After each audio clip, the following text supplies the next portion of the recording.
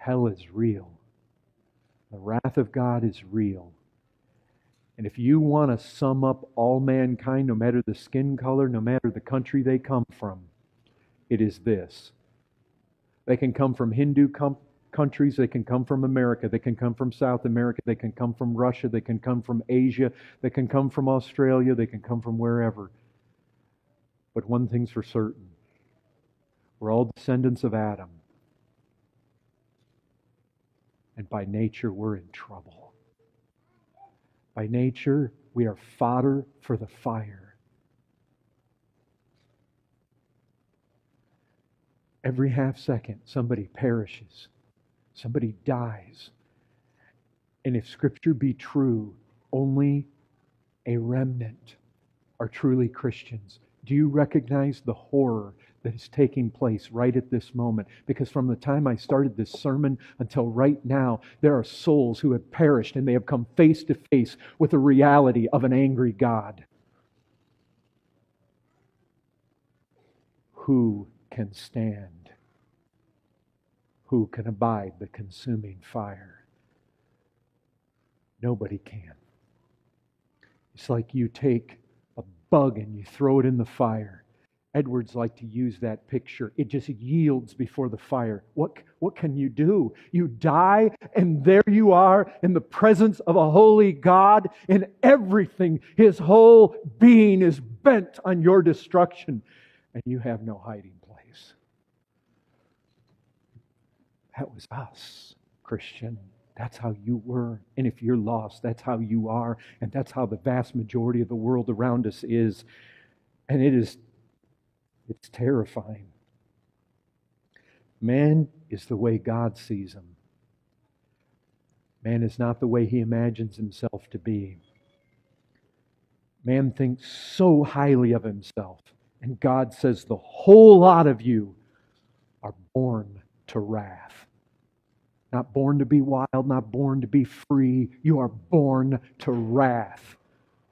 Your life may be shorter, your life may be longer. Born to wrath. Children of wrath. Objects of wrath. You have that truth there in John 3:36. Whoever does not obey the Son. Scripture says the wrath of God abides on him. You have a world out here, they're not submitting to Christ. The wrath of God presently abides on them. The wrath of God is presently revealed from heaven against all this ungodliness and unrighteousness of men. That is the truth of Scripture. It may not break forth upon our heads immediately. We may be storing up wrath for the day of wrath. But make no mistake about it. Though you may have woken up to the sun shining out here, if you don't have a hiding place, God is angry. You are on death row, and the day of your execution is coming quickly. Quickly. And it's forever. You get sick today, you get really sick. There's a hope. I'm going to get well. You break your arm. There's a hope. It's going to heal. You come face to face with an angry God without a hiding place.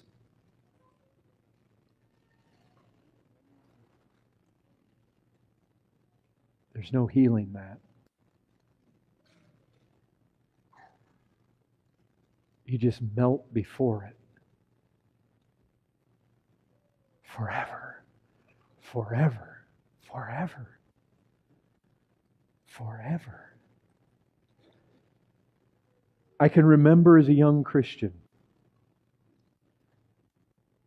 I played a John MacArthur sermon for someone in my family, hoping that God might save her through it. When it was done, or I turned it off, she responded somewhat approvingly by saying, "Oh, well, I'm glad that He isn't the kind of preacher that preaches all about hellfire and brimstone. And I said, oh, wait a second. He didn't happen to in that clip I played for you.